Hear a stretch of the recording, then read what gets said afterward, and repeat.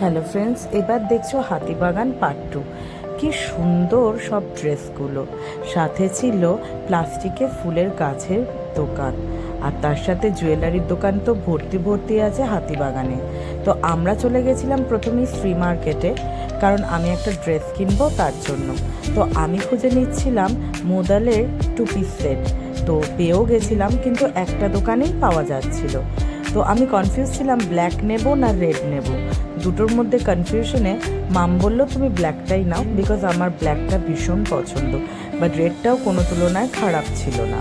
তারপরেই আমরা হেঁটে এগিয়ে গেছিলাম একটু পাঞ্জাবির দোকানে, কারণ আমার বরমশাইয়ের জন্য আমাকে একটা পাঞ্জাবিও কিনতে হবে, কারণ সেটা পরেই সে পুরীর জগন্নাথ দেবের মন্দিরে পুজো দেবে।